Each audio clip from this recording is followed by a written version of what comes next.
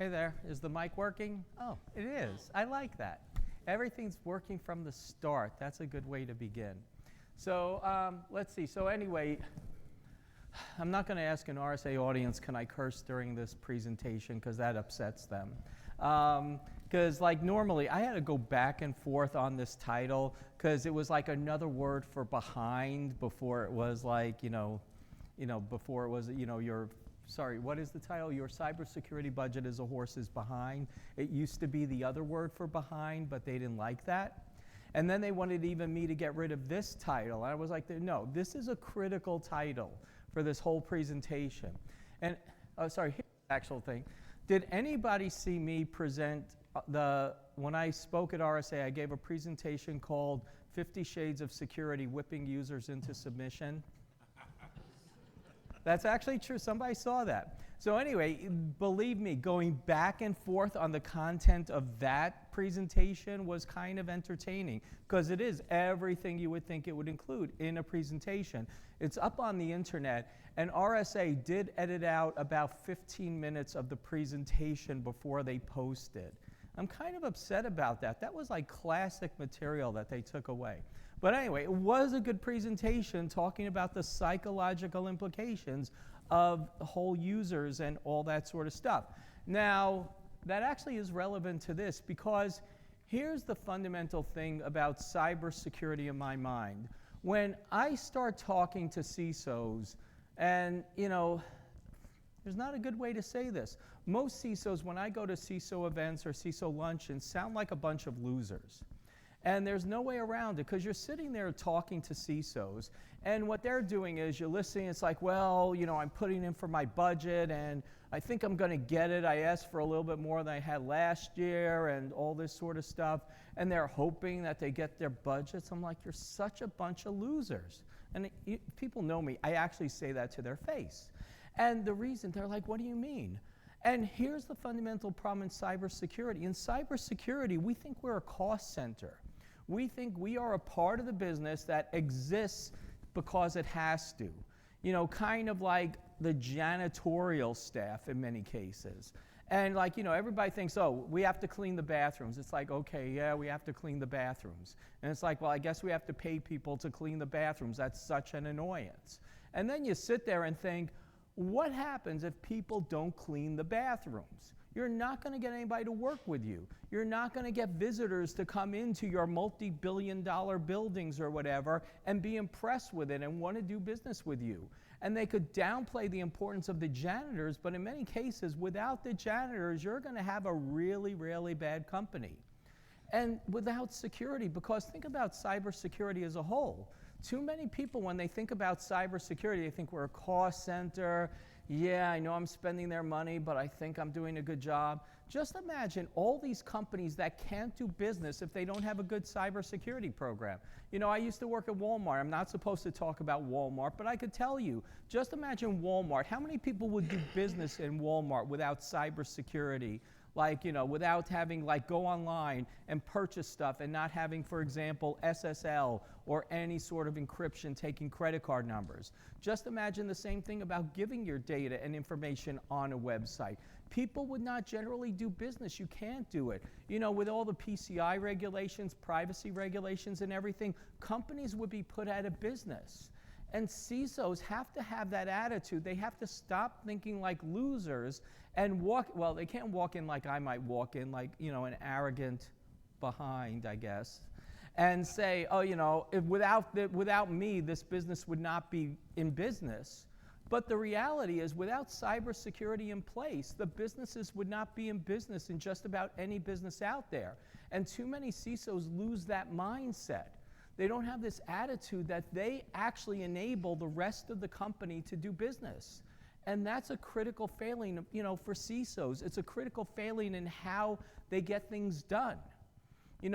Ideally, a company acknowledges that proactively, but most of the time, these, CISOs are like their worst enemies. They just think that they are some sort of wart that has to be excised, that it has to be there, but, just kind of whatever. So anyway, that's my soapbox. So anyway, that's the title of my presentation. Oh, they want a disclaimer? read the disclaimer, I guess, But by the way, I take no responsibility that if you go in and call a CISO a bunch of losers that you won't be fired. That's all on you.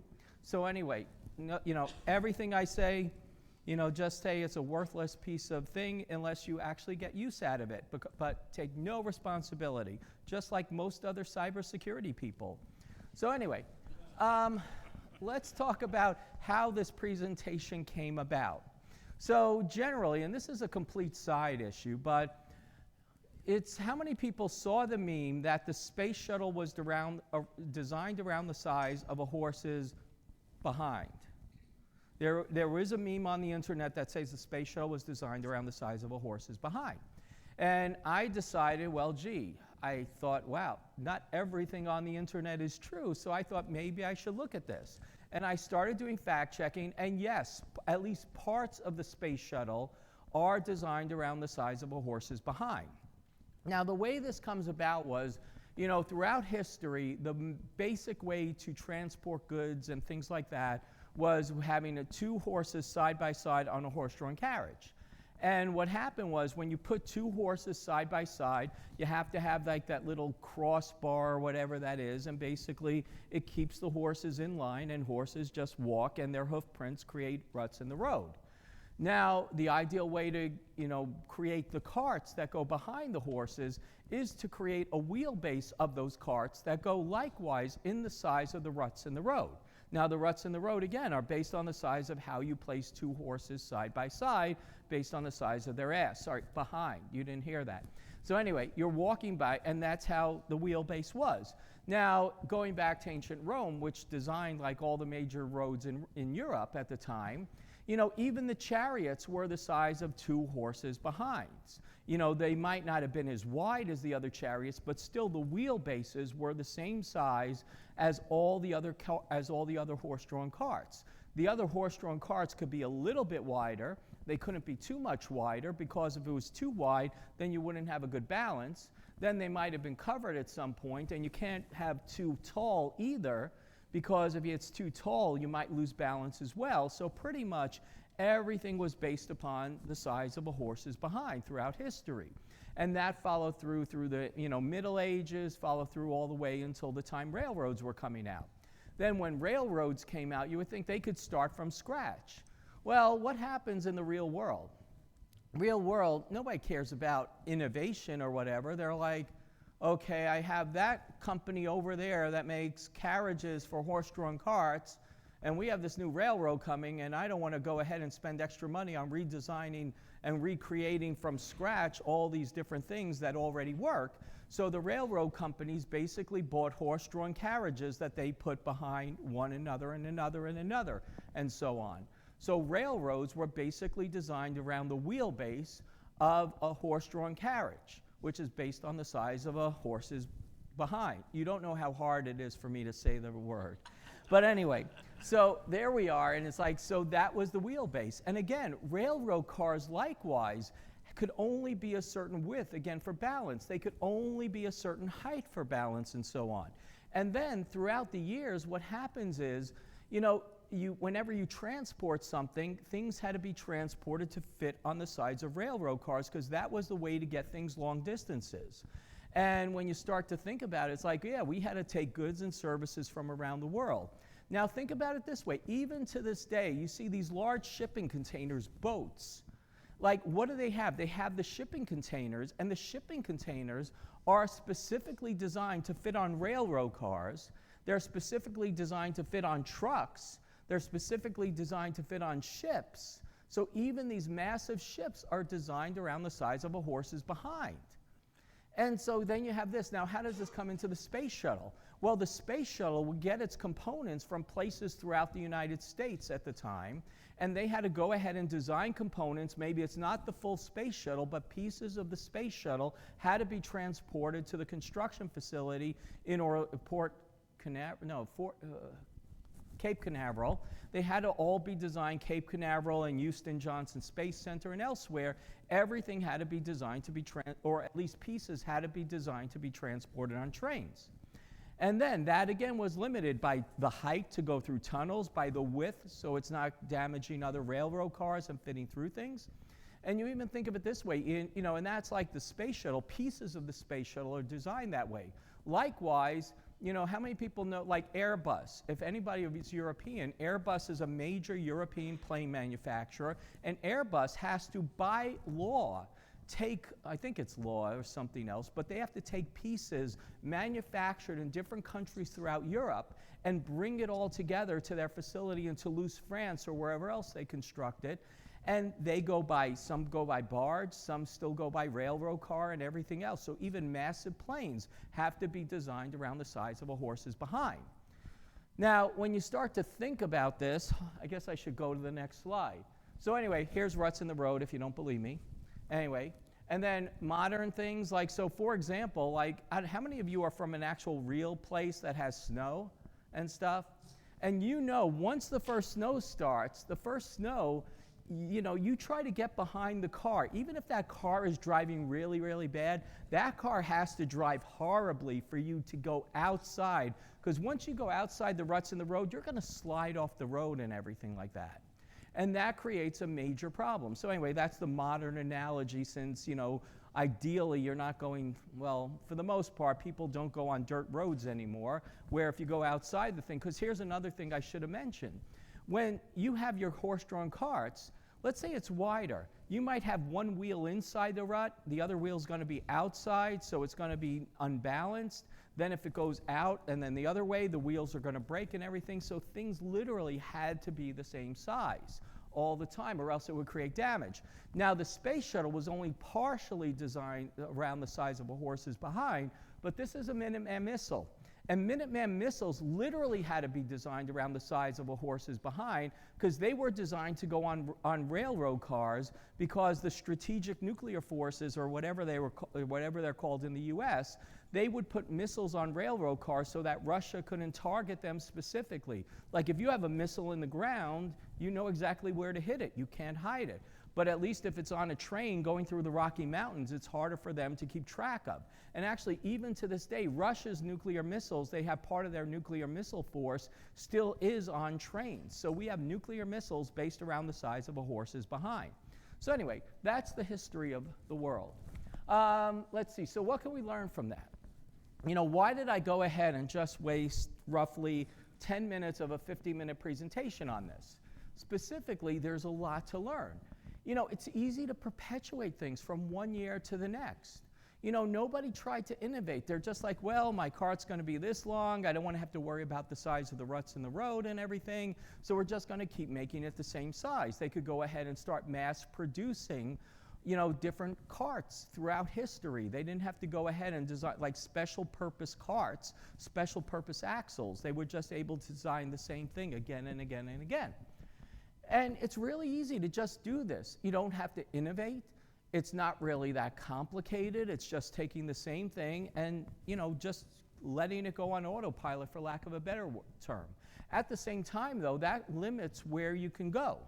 Maybe it might be really, really convenient to have extra wide railroad cars. We can't do that. We have built an infrastructure that basically says this is the side of railroad cars, and nothing can change with that because we have tunnels, we have height limits, we have everything. We have limited the capability of the rail system.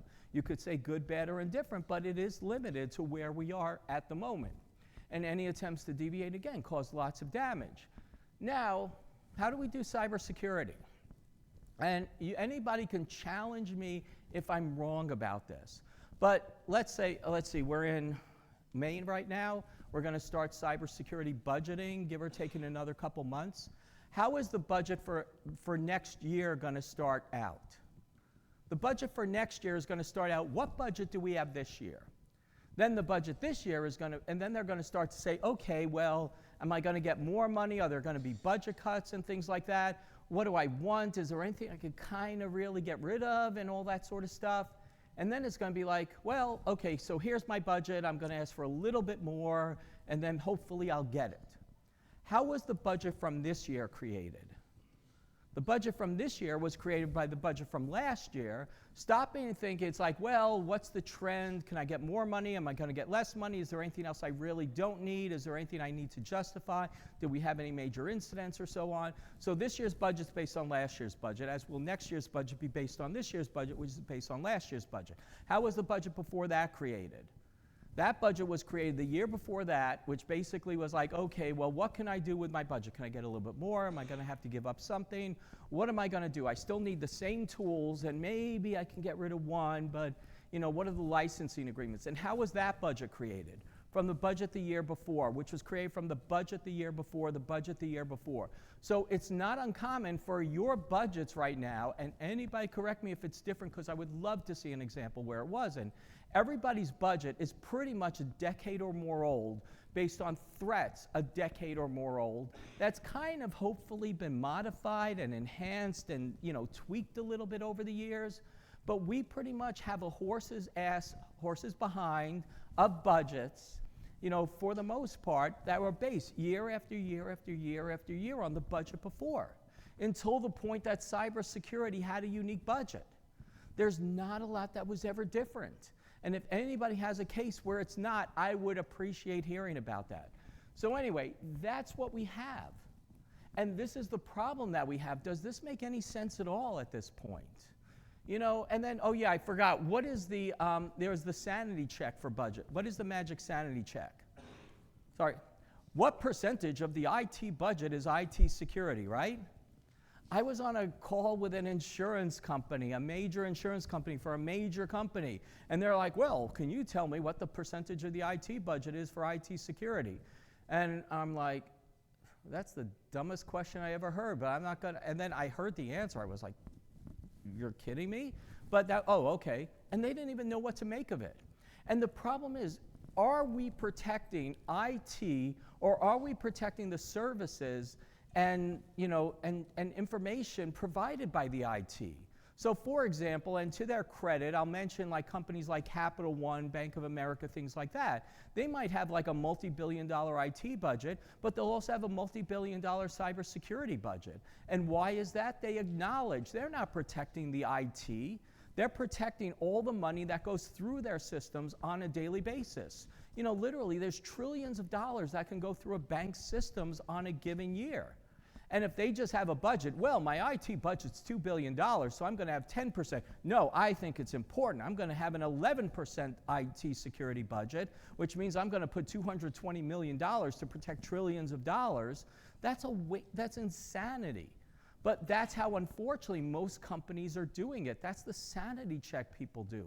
And it literally makes no sense that people are doing this time and time again. This is not how other operational disciplines do it. So for example, if you are in a manufacturing company and the COO who's in charge of things like running factories and stuff like that, if the COO wants to go ahead and create, let's just say they want to retool a factory. To retool a factory, what they do is they sit down and say, what is the cost of all the equipment that's going to go in? What's the cost of the training? How long is my factory going to be down for in the meantime? What is that going to cost me in lost manufacturing, sales, et cetera, et cetera? Then they're going to go ahead and start to say, okay, if that's what it's going to cost, wait a second, how long is it going to take me to get an improvement on the return on investment? And then they start to think, okay, well, my factory will be 30% more efficient. It'll be able to do things at less cost. Running through the numbers, I'll have a return on investment within 5 years. And then they make the business case that says, I need to retool the factory, which is going to cost me X, but will return Y after 5 years, 10 years, et cetera, et cetera. And they are cost justifying a re-engineering of their system. How many people, sorry, I guess I'm old. How many people remember the term business process re-engineering? A few people. This was a revolutionary business thing that many companies did, where they basically tore down their processes and said, let's redesign it from scratch. And they were able to create incredible operational efficiencies by doing this. A lot of companies did that. That's where all these concepts of like, the green belts, Six Sigma green belts, black belts, and everything came from and stuff like that. And we have not done anything like this in cybersecurity. We have never sat down and thought about what are the business interests in this. Again, likewise, I mentioned accounting. Like accounting, they pretty much that's what they do for a living. If a CFO wants a new budget, the CFO can sit there and say, okay, let me re-architect the entire accounting and financial systems and let me cost justify that. And they will get the money because they walk into a board meeting and literally say, if you give me X amount of money and accept that there will be a Y hit in dollars, I will return Z in value. And they get their budgets. You know, the other thing I really hate about cybersecurity, well, I'm hitting CISOs, I'm hitting the whole profession. So anyway, what I really hate about cybersecurity is that we think we are the magic little snowflake that deals with all these completely unique problems. Like, for example, a completely unique problem to cybersecurity and no other profession is human error. Like accountants never deal with human error, factories never deal with human error, all these other people never deal with human error, right? That's what you would think when you read about all the people who focus on awareness and everything like that. The reality is every profession out there has to deal with, as a given part of their operations, human error. They're safety science people, they deal with human error. That is what they live and breathe for. They go ahead and they analyze how people are injured in factories, workplaces, or whatever, and they go through and they say, okay, well, these people are injured, and this is actually a true story. When I would do awareness programs for companies, I would generally meet with safety science people. And one guy I met, this was a factory environment, and they had big warehouses, and the guy was walking me around the factory. He's like, you see these yellow lines on the floor? I go, yeah, and this was in their huge warehouse.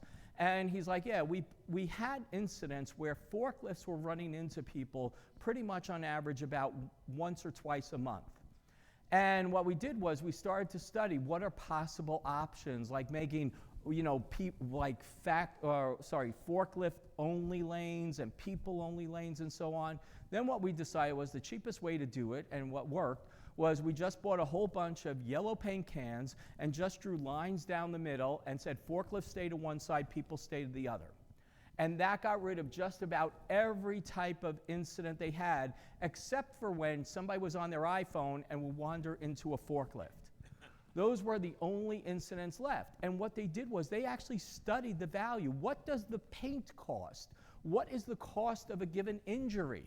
And you know, they know, for example, if somebody's hit by a forklift, it's going to cost them $30,000 plus increase in insurance, et cetera, et cetera. They have that down to a penny. In cybersecurity, we don't track what the costs of incidents are. We don't track, for example, what are the costs of incidents avoided because of our work. And this requires a lot of math. It requires the application of business principles. You know, there's a big debate now. Should we have CISOs who are technical or CCOs who are business and don't understand the technology? You know, frankly, we've had CISOs who are primarily technical for years, and we are where we are. We at least need the CISOs we have to understand business concerns and ideally also understand the technology they have to justify. But anyway, these are all issues we have to go ahead. Now, why the difference? Again, I started already beating this to death, but we don't have people with business disciplines. We've never taken the operations research personnel and start to say, please apply this to cybersecurity and so on. So anyway, leave it at that. And here's the biggest thing, and I actually wrote this in my first book. The biggest problem in cybersecurity is that CISOs are getting the budgets they deserve, not the budgets they need. And they need to really start deserving the budgets that they need. The problem is they don't know how. They don't know how to make a business case for it. And this is kind of where I'm trying to lead this conversation. So anyway, and here's another thing. I was actually talking, like I got into a professional disagreement. Well, it wasn't an argument, it was a friendly thing. It sounds bad if I say we were in a disagreement. But I was talking to actually Angelique from Lockheed Martin. She's really smart and everything. And she was saying, I have all the numbers and I make decisions based on the numbers. I go, do you look at the numbers and make a decision, or are you actually calculating a specific answer? She's like, I look at the numbers and make a decision. I go, then you're going on your gut.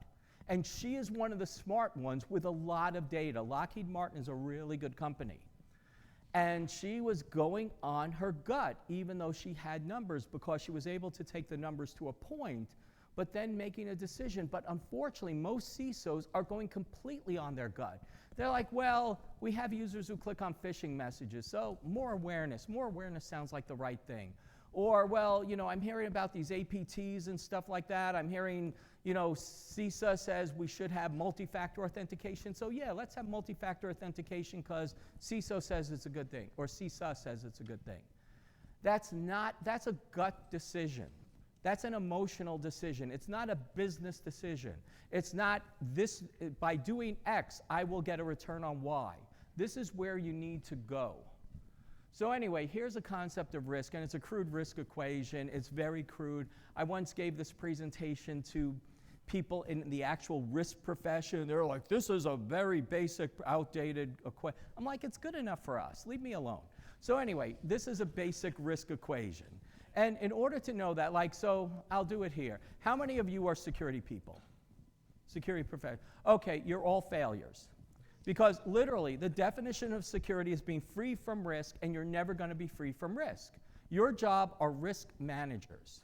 You are there to say, I will implement these countermeasures that will go ahead and mitigate certain problems. So if you get nothing else out of this presentation, call yourself a risk manager. You get paid more that way, apparently. So anyway, you go ahead, and risk is essentially, the first part of risk is value. Now, there's a problem with this formula because, frankly, I don't know how to work PowerPoint well, because value should be outside of the line. Value should be value times and then threat and vulnerability over countermeasures. And the reason I say that is value is what's the organization worth? How much data is going through your computer systems and so on when we're talking cyber risk quantification. Then we have threat. The threat is the who or what that's out to get you. Again, threat can be things like hurricanes, earthquakes, floods, tornadoes, natural disasters. Threat can also be, APTs. It could be evil people. It could be sociopaths inside your company. Biggest threat you usually face are the good people inside your company who just accidentally do things that cause harm. But anyway, those are threats. Then you have vulnerabilities. A vulnerability without a threat is completely worthless. A threat without a vulnerability is completely, it zeroes itself out. But vulnerabilities are the weaknesses that allow the threat to exploit you. So those are usually technical, operational, personnel, and physical type of threats. The things you already know, like bad passwords, not background checks, evil employees, and so on, unlocked doors, things like that. Then you have countermeasures. Now, the reason you should never put value over the line is it's implied that you should have a countermeasure that might mitigate value. If you have a countermeasure that mitigates value, you should be fired. Because generally, your purpose of an organization is to have as much value as possible. If you are responsible for mitigating that value, you should legitimately be fired. Anyway, but then you have countermeasures to either mitigate threat or countermeasures to mitigate vulnerability. Now, normally, let's face it, most people are not going to have a countermeasure to mitigate the threat. You're not going to do things like mitigate a hurricane, earthquake, flood, tornado, or another natural disaster. You are, unless you work for a government agency, you're likewise probably not going to go ahead and mitigate an APT. You're not going to go ahead and mitigate cyber crime organizations or so on. Frankly, there's very little you can do, even for well-meaning employees as well. You don't want to get rid of the threat per se for most organizations, but what you can do is mitigate the vulnerabilities. And it doesn't mean you stop the vulnerabilities from existing. It means you stop the vulnerabilities from causing a damage. So anyway, when people ask me what's a good definition of a cybersecurity program is the implementation of countermeasures to mitigate the vulnerabilities most likely to be exploited in as cost-effective way as possible. That's the ideal world on what a cybersecurity program should be. Again, maybe you can go down and hunt down terrorists. Good for you if you do that, but it's not likely going to happen. But you can go ahead and start focusing on vulnerabilities and figuring out how to address them. Not that they're going to stop them from existing, but at least you stop them from causing damage. So here's the concept I'd like to, this is probably the more important slide on the presentation, the concept of optimizing risk. Because fundamentally, and let's see if this laser pointer works. Works a little bit. So anyway, when you start out, you have pretty much your vulnerabilities are at the maximum. Everything below the red line represents potential loss. As you start to implement countermeasures, ideally your vulnerabilities start to decrease and your potential loss starts to decrease as well. And generally, you should have a fairly steep drop-off relatively early on your potential loss and stuff like that because of the 80-20 rule. I think cybersecurity is usually like a 95-5 rule where you can stop 95% of the problem with 5% of the effort and so on, but that's my personal opinion. But anyway, then everybody says, okay, so I want to be here all the way out to the, sorry, not good at right and left. But anyway, so start out going all the way to the right, and that's where I want my vulnerabilities to be. I go, no, then you're kind of stupid. They're like, why? Because at that point, the cost of your countermeasures is more than your potential loss. Then they're like, okay, so I want to be like right here where it intersects. I go, no, then your potential loss is going to be in the same place. I'm like, that's not good either. So I came up with a concept of a place called risk optimization point, where you start to say, here's the risk, the loss I'm willing to live with, and here are the costs of the countermeasures to get me there. And then theoretically, there should be a pretty good gap. Without going into this because I'm running out of time, there's this Gordon-Loeb methodology or Gordon-Loeb formula, which roughly says that you shouldn't spend more than 37% of a potential risk to mitigate it, where that's a reasonably good return on investment, but that's a theory from 2007 or so take it for what it's worth, but it does seem about right. So anyway, that's optimized risk. So how do most cybersecurity programs budget themselves? Basically, they're given an arbitrary budget, usually based on some percentage of the IT budget. That arbitrary budget gets some arbitrary countermeasures. The arbitrary countermeasures gets arbitrary risk reduction. And it's pretty much a guess where you are at that point in time. So anyway, how should it be done in the world according to IRA? You basically determine what's your defined acceptable level of risk. Then you figure out what are the costs of the countermeasures that are going to get me there. And then that should be how you determine your budget in the ideal world. So that's one way to do it. I started creating this other thing because it's really hard to do it like at a macro scale. But if you could start to say, okay, what are the potential losses I'm going to experience and what are the countermeasures that are going to get me there? If I could potentially calculate what are the countermeasures with the highest return on investment, first I choose the countermeasure with the highest return on investment, then the next one, then the next one, then the next one, and so on. And then at some point what happens is you get to the point where you're spending about the same money where you might have spent initially, maybe even a little bit more, and I purposely put a little bit more of a spend. But in the ideal world, you're getting significantly more risk reduction because you're consciously choosing your countermeasures based upon a calculation of return on investment. And that should be the way you start to think about cybersecurity. Which countermeasures are going to give you the return on investment in the best world? Again, breaking it down, I beat some of those things to death, so I'll move on. But to determine potential loss at a high level, you have your hard losses like outright theft. You might have outages and things like that. You have your soft losses, which might include lost customers. It might include lost profitability, which isn't a hard number.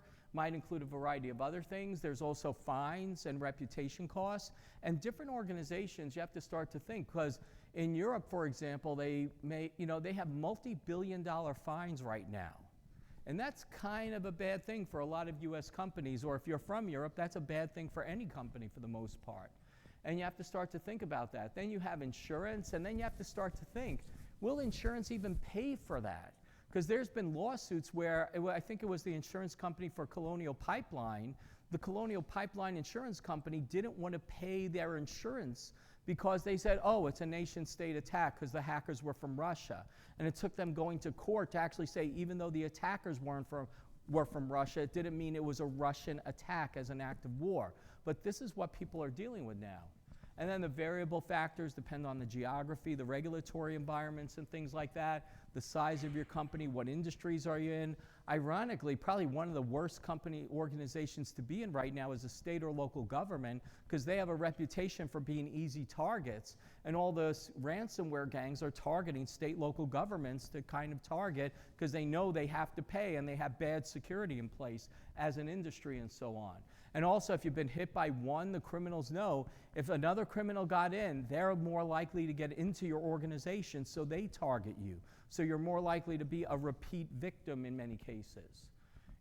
There's a I'll quickly mention this. There's a concept, if I'm going to do cyber risk quantification, should I look at each and every individual system, or should I look at the organization as a whole? I'll just recommend, if you're ever looking into this, look at the organization as a whole, because it's really hard to define value for each and every computer. It can be done, but think about millions of computers in your organization and so on in many cases, and it makes it really, really complicated to do so.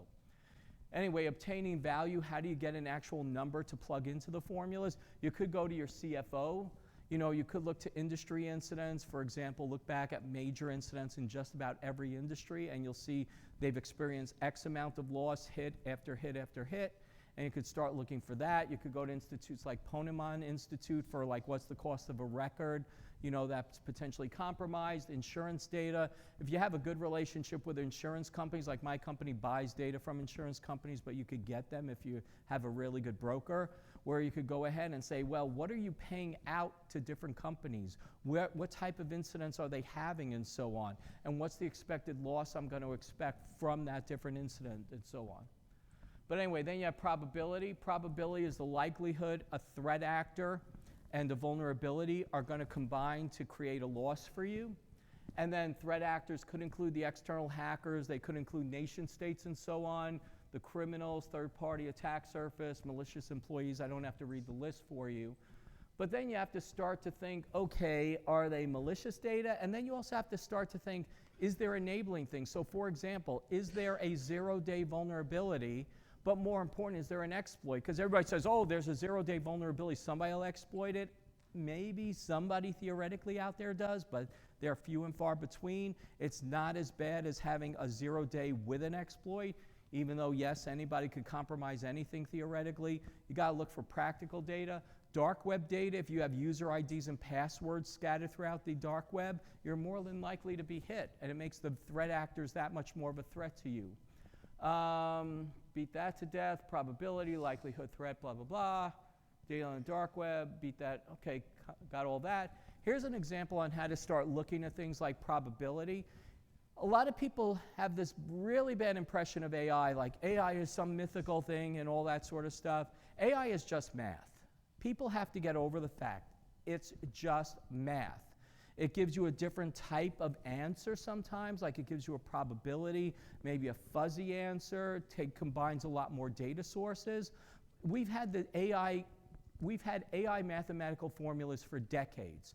It just hasn't been practical to use them because we didn't have the processing power before, and we didn't have as many data sources. So we didn't have the processing power to take massive data and run it through all these complicated formulas. But now we do. That's why NVIDIA is worth like $1 trillion+, because they have the chips to run the mathematical formulas that have been around for decades. Even though everybody's afraid AI is going to take over the world. AI could have taken over the world a couple decades ago. We just didn't give them the NVIDIA game chips. So stop. If you see a robot, don't give it an NVIDIA game chip, you'll be okay. But anyway, so going back with that, you start running these through mathematical formulas to come up with this. There's a few machine learning algorithms. There's Monte Carlo theory. There's also graph flow theory. It's a combination of mathematical formulas that have been around for decades. And generally, what you can start to do is you can model the threats, which are on the left side, and how they get through to the assets on the right side. And once you start going through there, and you can use, again, mathematical formulas to determine how they get through, and so on, you could start to look at the likelihood a vulnerability can be exploited time by time by time. And then you can start to make a calculation. So for the example, I think that one says 45% probability that password reuse can be exploited. That one says 92% that a file upload can be exploited, or so on. And then, so you figure out, once you start to figure out what is the likelihood a given vulnerability can be exploited, if you want to make actual business sense out of it, then you can start figuring out what is the potential cost for that? What is the cost for a vulnerability? And then figure out, okay, how do I get the return on investment? So if I'm going to go through and just, for example, say, that's a 45% chance of password being exploited, that password being exploited. When you look at this, and I'll come back to the concept in a little bit, But this is kind of a choke point for all these different threat actors to get to the assets. Because another thing I really hate in cybersecurity is the comment, oh, a bad guy just has to be right once and a good guy has to be right all the time. That is flat out wrong. Anybody who says that doesn't understand a real organization. Because one vulnerability is not going to get somebody the entire organization. In order to be successful, you have to go, yes, you have to compromise the vulnerability, but then you have to compromise the next one, and the next one. And if you are a defender, you don't have to mitigate each and every vulnerability along the way. You, for example, well, I'll just go through choke point right now. If you see that I can just knock out password reuse as an option and, for example, mitigate it with multi-factor authentication, I've knocked out the entire attack path that will stump all the attackers once they get to that point. So they could be right, give or take 8 or 9 times. I can be right once and stop them, in theory. So anyway, but you figure that out. So here's a 45% vulnerability. Let's say operational continuity is like $60 million. Sensitive data is $40 million. So a total for $100 million. So you look at that, the sum of the risk is $100 million times the probability of 45%. That means that for that vulnerability potentially costs the company $45 million. And then you figure out multi-factor authentication to implement organization-wide might be $2 million. So you say, okay, for $2 million, I can mitigate a vulnerability for $45 million and stop the bad guys cold. That's how you make the case for multi-factor authentication, not for creating a song on the internet. You know, a company, a board of directors is not going to take a song or a cheer, MFA all the way, and give you like $2 million. They're going to go ahead and say, if you give me $2 million, I'll return $45 million. And that's how you get your money. So anyway, the cost of the countermeasure, is it worth mitigating a vulnerability? You know, frankly, a vulnerability might not even be within an attack path for the bad guys. So you let the vulnerability continue to exist. If it is within the attack path, you know, then you could start to look at what's the probability it'll be exploited, what's the cost, and so on, and figure out, yes, I would love to mitigate every vulnerability in an organization. It's just not practical. For example, Log4j, the scourge of the internet from 2 years ago, still likely exists in tens of thousands of cases in any large network to this day. But they put mitigating controls in place. Yes, it would be great to get rid of all those Log4j instances. But to the point, you know, it can exist if you have mitigating controls. So anyway, prioritize. I already mentioned the concept of choke points. You know, which countermeasure has the highest return on investment once you start to run the math on it. You know, one countermeasure can mitigate multiple vulnerabilities sometimes, and that's a good way to prioritize. Sometimes you just want quick wins or low effort because maybe you're towards the end of a fiscal year and you have money to burn. So you want to figure out, okay, how can I get the biggest return on my investment with very, very little investment, as an example. I already beat choke points to death, so consider it beat one more time just for fun. And then, so how do you put it together? For a CISO not to be a loser, what a CISO should essentially do is walk into board meetings and say, if you give me X amount of money, I will return Y. If you don't want to give me X amount of money, that's your choice. But you accept the fact that you are going to have an increased potential loss. One of my friends is Dan Meacham, who's now CISO of Legendary Entertainment. He's doing an awesome job there. And Dan, I knew Dan when he was like CISO of, what was it, Aramark, you know, the food services company. And, you know, Dan pulls me aside, and this was a while ago. He's like, Ira, let me show you my iPad. I'm like, I know what an iPad looks like. He's like, it's the app, you idiot. I'm like, okay, what's your app? And he's like, you know, it's like, here, I have this app that I walk into a board meeting, and for every board meeting, I go ahead and I say, you know, here's the budget I want, so I'm making up these numbers, but let's say he goes, I want $65 million. And they're like, okay. And then it's like, okay, well, we'll only give you $55 million. And he's like, hold on a second. Then he pulls up his app, and he goes, okay, well, that means for a $10 million budget cut, what's going to happen is we're going to go ahead and have our potential exposure go from $500 million to $625 million. So, if you save $10 million on my budget, we'll have an increase of exposure of $125 million, and then he presses another button, and then that button comes up with a signature page that literally says, you know, we've decided, the board has determined that we're going to cut your budget from X to Y, and we're going to increase our potential exposure from this to that. Please sign here. He always got his budget. Now, the thing is, to this day, I still think that was a random number generator. But he was able to cost justify everything he wanted, or at least shown what it takes if he didn't get his budget. But if you're just going ahead and saying, well, you gave me this last year, now I'd really like this year, you don't deserve any more. You're going to get it. And yes, most people's, and let me give credit, most people's CISO's gut feels has been pretty accurate in general. So yeah, it has been accurate, but let's say you really need to do a little bit better by cost justifying things. And then you could also these days highlight recent lawsuits and things like that, companies sued into oblivion, and document everything. So again, optimizing the budget, I think you know that. Ideally, go ahead, pick the countermeasures with the highest return on investment. And yeah, let's see, that's just my summary slide. I think I summarized it. Oh yeah, I'm supposed to give you an apply slide, how to make use of this. So basically, go back to your organization and figure out what is your budget process, assuming you're in a position. And frankly, even if you're not in the position, learn this stuff, because this will help you get to the next level a lot easier. It'll help you justify your world that you're responsible for too. Go ahead and figure out what's the budget process, how have things changed from year to year. In the next 3 months, try to calculate the return on investment.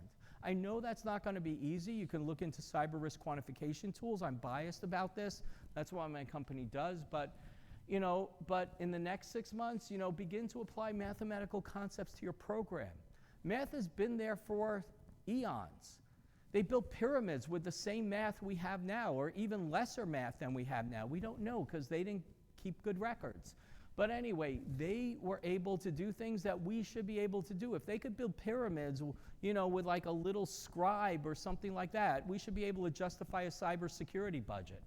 So anyway, buy my books. My books are awesome. They're not at this bookstore, so go on Amazon, those bastards. And anyway, that's my information. I may or may not have time for Q&A, but I'll stay around. Anyway, thanks.